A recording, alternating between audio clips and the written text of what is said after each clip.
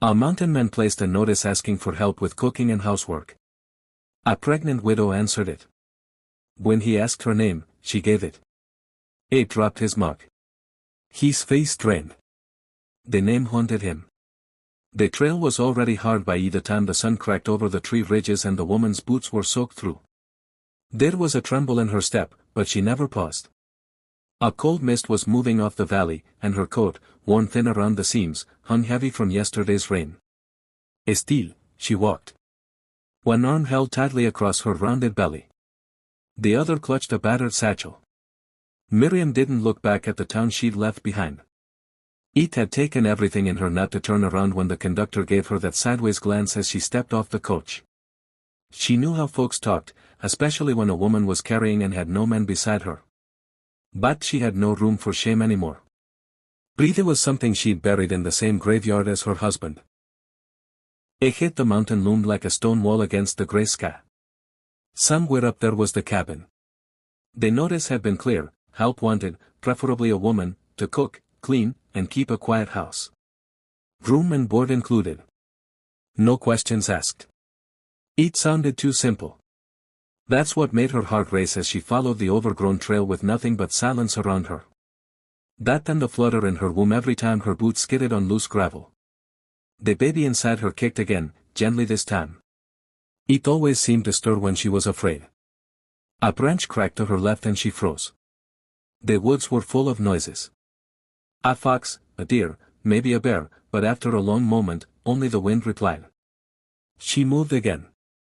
The cabin came into view just past a ridge, nestled between tall pines. It was larger than she expected, logs stacked high, windows patched with worn but clean panes, smoke curling steady from a stone chimney. There was no fence, no dog barking to announce her presence, just an axe wedged deep into a stump and a wagon leaning crooked near the shed. She stepped forward and raised a hand to knock, but the door opened first. He filled the frame like a shadow, tall bearded flannel shirt unbuttoned at the collar, sleeves rolled. His hands were calloused and still damp, likely from chopping or hauling water. His eyes though were clear and alert, not unkind, but sharp. You the one from the posting? His voice was deep and growly, like it hadn't been used much lately. Yes, Miriam said, Briat Kaching. I saw the flyer in town. Her voice faltered as she tried to straighten up. My name is Miriam. He stared at her. For a moment, the only sound between them was the wind pushing through the trees. His jaw clenched. Then his eyes flicked downward at the round swell of her belly, the scuffed boots, the satchel barely holding together. You're pregnant, he said plainly. Yes, she replied. He hesitated, then stepped aside. Come in. Inside, the cabin smelled of cedar, smoke, and stew. It wasn't dirty, but it wasn't tidy either. Dishes sat rinsed, but unstacked. There were traps near the door and a rifle leaned against the hearth. She noticed the bed was made tightly tucked, though there was only one. He offered her a chair and poured water into a tin cup from a kettle warming on the stove. Long trip. Yes, she said, wrapping cold hands around the cup. But I didn't expect easy. He nodded once. You cook and clean. He worked down till dusk. Won't they be in your way much? There's a spare room off the back, not much bigger than a closet. It's yours. Thank you. They sat in silence for a moment. Then, as he turned back to the pot simmering over the flames, she added, What's your name? He paused with the spoon halfway to his mouth. Hona. She waited for more, but that was all he gave. The next morning she was up before the rooster, though there was no rooster, just the sound of pine needles brushing against the walls. She rolled from the bed, wincing at the stiffness in her hips, and shuffled into the kitchen. There was flour, lard, a sack of oats, dried beans, and a slab of salted pork hanging near the rafters. She cooked and he ate, said nothing, but left his plate clean. When he disappeared into the woods with his traps, she cleaned, swept, patched a tear in his coat she'd found by the fire. By night full, she was too tired to eat much herself, but she kept doing it day after day. The routine formed like a rhythm. Work, cook, clean, stitch, rest. He'd return with a catch or firewood, sometimes both.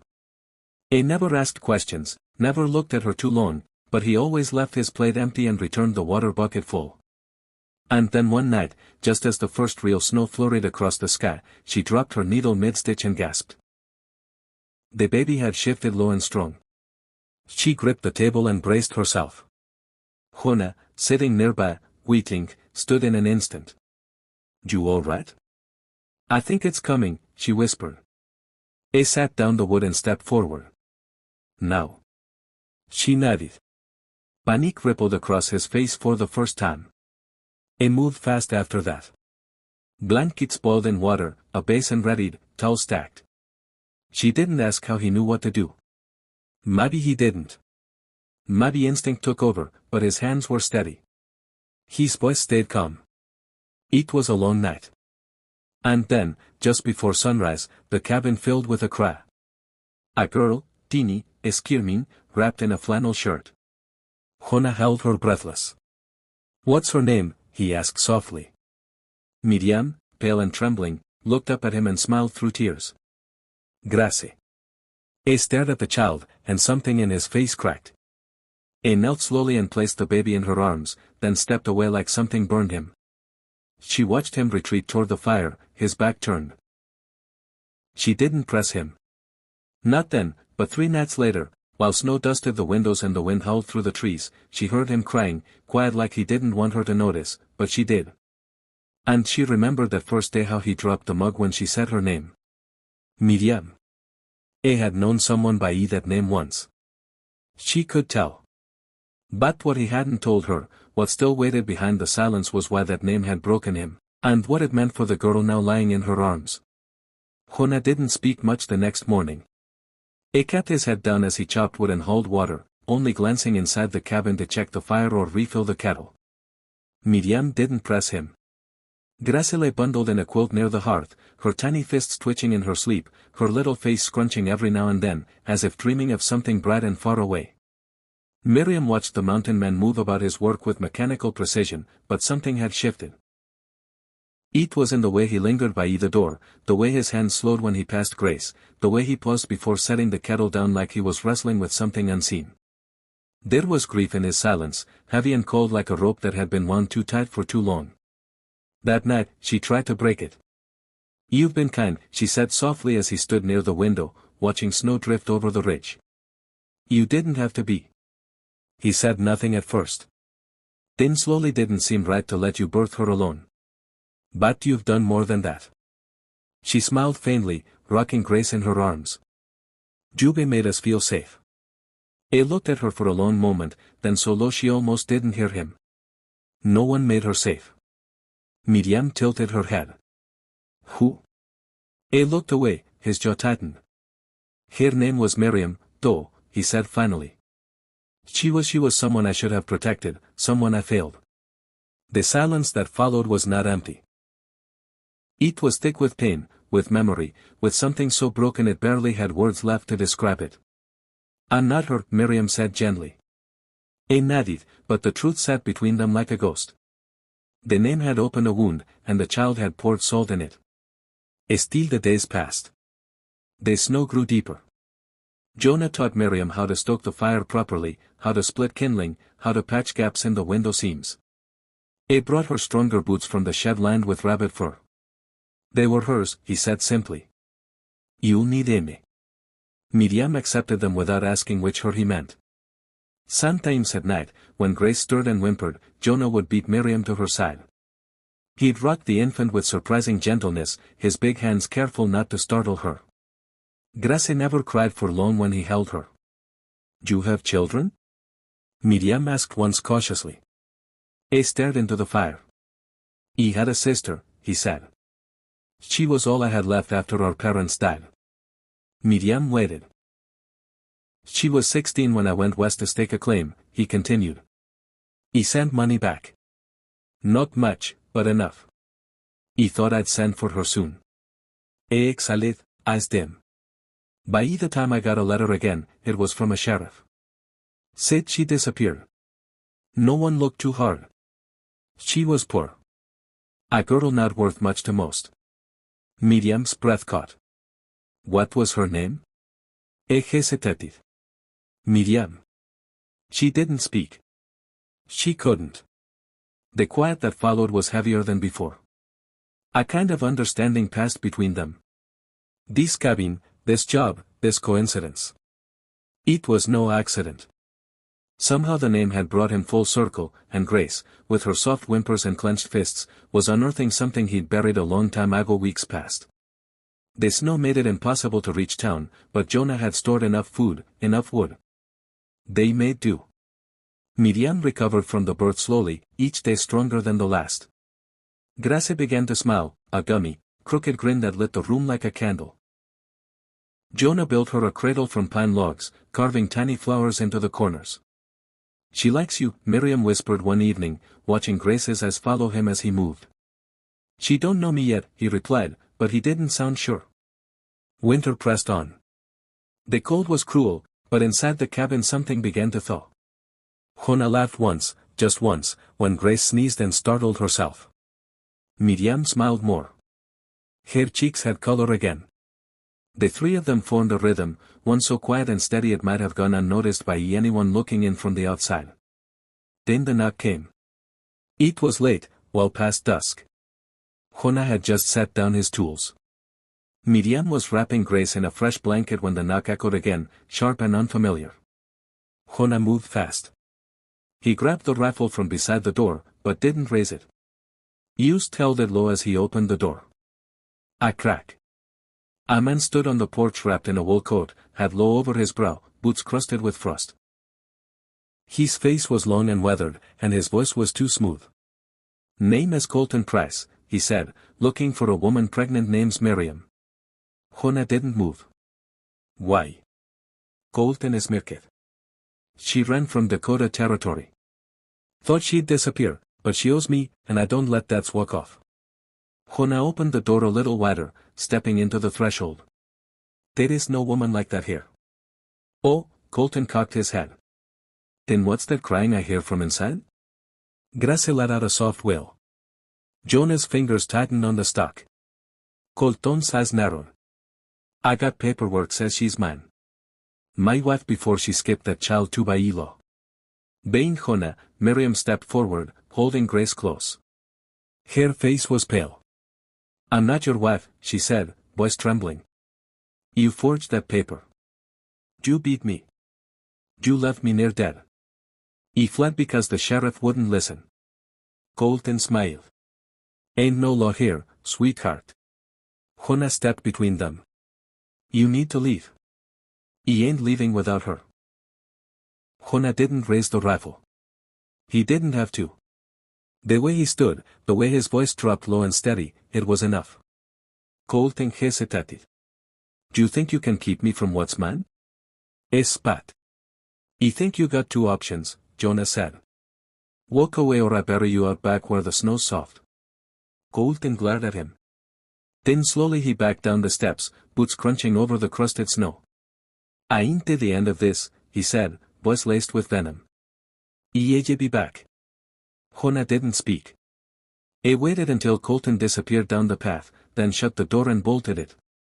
Miriam sank into the chair, shaking. "Why would he do this?" she whispered. "He never wanted us. He tried to." She broke off. Jonah knelt beside her. "Because you survived him," he said, "and men like that can't stand it." She looked into his eyes and for the first time since she'd arrived saw something fierce there. Not anger, not hate, but purpose. "I won't let him take you," he said. Miriam clutched Grace tighter. "He'll come back." Jonah nodded. "Then we'll be ready." Outside, the wind howled louder, as if warning them of the storm yet to come. But inside the cabin, the fire blazed brighter than it had in weeks. The fight wasn't over. Not yet. But neither of them would face it alone. The next morning brought silence. The kind of silence that doesn't bring peace, but instead hovers like a warning, a breath held too long. The tracks in the snow leading away from the cabin had already begun to fill. But Jonah followed them anyway, eyes scanning the woods, every muscle drawn tight. He didn't expect Colton to be far. Men like him didn't bluff and didn't forget, especially not when their pride had been bruised. He returned by noon with no sign of the man, just a tension that hadn't eased. Miriam met him at the door, Grace bundled in a sling around her chest. The baby had started to coo and smile, reaching for Jonah's beard whenever he got close enough. Sometimes she'd babble and mimic the shape of his mouth. And he'd watch her like she was a new language he was trying to learn. "We need to talk," Miriam said, not bothering with pleasantries. He nodded and set his rifle against the wall. She took a deep breath. "You'll be back. He doesn't stop until he's taken everything." Jonah sat slowly in the chair by the fire, leaning forward, hands clasped. "Then we end it," he said simply. Miriam shook her head, not with more blood. "He nearly killed you." "No. Her eyes were steady now. And if I don't do something, he'll come after us again. He doesn't care about Grace. It's control he wants." Jonah watched her, then looked at the baby, now asleep against her chest. He nodded once. "Then we get you safe, both of you." That night, they began packing quietly. Jonah pulled out a small map yellowed at the corners. There was a trail east that no one used anymore. A path through the pines and across a frozen creek that would lead to an abandoned telegraph station. "There is a man there," Jonah explained. "Old friend, if the wires still work, he can get a message to a marshal I trust. And if Colton finds us first, Jonah's jawed he won't." But he did. They left before dawn. The air was biting, the sky still dark with only the first hints of light bleeding through the trees. Jonah led the way, axe at his hip, rifle slung across his shoulder, every sense alert. Miriam followed close, Grace warm against her chest, wrapped in every blanket they could spare. They made it 2 miles before the first shot rang out. It cracked through the trees like a whip and Jonah spun, dropping to one knee, eyes scanning. Another shot. Snow kicked up a few feet from where they stood. Down he barked. Miriam dropped behind a fallen log, shielding Grace.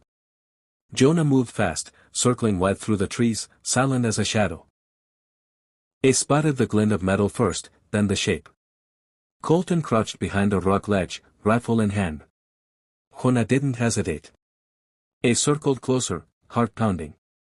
But as he raised his own weapon, a sound stopped him. A cry.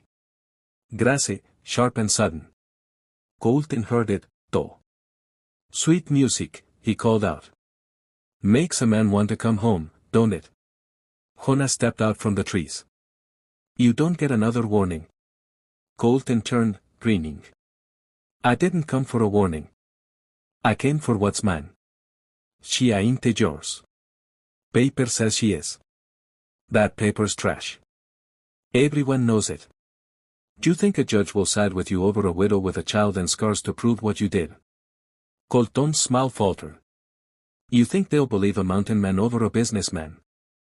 Jonah didn't move. "We don't need a court to settle this." Colton's hand twitched. Jonah saw it. The third shot never rang out because Jonah moved first. He fired low, deliberate. Colton dropped his rifle with a scream, clutching his shoulder, snow already dark with blood.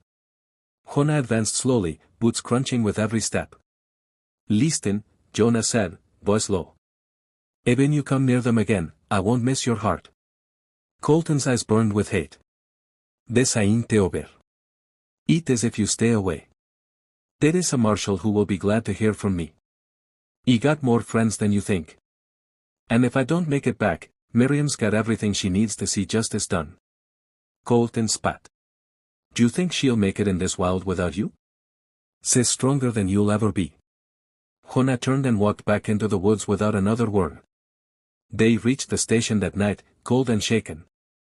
The old friend, a wiry man named Amos, barely blinked when he saw Jonah and the woman behind him. He simply opened the door wider and pointed to the fire. "You look like death," he muttered. "That baby hungry?" They nodded. Amos had milk, canned goods, and more blankets than seemed possible for one man to hoard. "Got a wire that still works, though," he said. "Just don't send too many letters. The birds get nosy." Miriam stayed quiet while Jonah wrote. The message was simple. One line. "Need martial rains. Urgent. Child and mother in danger." Jonah bird. They waited. Days passed. Each one quiet. Grace seemed unaware of the danger. Cooing happily in her new quilt-lined crib. Jonah carved her a little wooden bird which she liked to gum between naps. Miriam sang Luya Bibis again. Her voice came back to her slow like a bird remembering its wings. On the fourth day, the wire sparked again. Marcel and Ruth, 2 days hold fast. But Colton wasn't finished. That night, while Jonah stood guard, a rustle came from the edge of the trees. A turned, rifle raised. A torch lit, then another. 5 men stepped into view, faces shadowed, but weapons clear. "Got friends," Colton's voice called from the dark. "Paid better than you did, mountain man." Jonah's heart sank. He had enough rounds for a fight, but not 5. Inside, Miriam would have heard it. He didn't look back, just whispered, "Lord, give me the strength." Then a gunshot cracked from the trees, but it was Jonah. It came from the far ridge. Another shot, then another. One of Colton's men dropped. Shouts rose. From the trees, 4 riders charged down the hill. Marcel Rains and 3 deputies, rifles blazing. The ambush crumbled like dry wood under a boot. In minutes, the attackers were disarmed, hands in the air. Colton tried to run, but didn't get far. Rance himself rode him down, slammed him to the snow, and cuffed him hard enough to bruise. Jonah didn't move until it was over. Then he turned, heart racing, and ran inside. Miriam stood in the doorway, Grace in her arms. Her eyes were wide but dry. She heard it all. "We're safe," Jonah said. She nodded. Rance entered, glancing between them. "You all right, ma'am?" Miriam looked at Jonah, then at her daughter. "Yes," she said, "because of him." Rance nodded, gazed hard on Colton outside. "Ella never touch you again. You have my word." They took Colton that night, shackled and bloody. The deputies stayed behind for the evening just in case, but the storm had passed. And yet, a different kind of storm still lingered. Because now that the threat was gone, there was only the quiet, only the question neither had dared ask. What now? Jonah stood outside the station at dawn, watching the mist rise over the hills. Miriam joined him, Grace asleep on her chest. "He's gone," she said softly. He nodded. She hesitated. "Do you want us to go now?"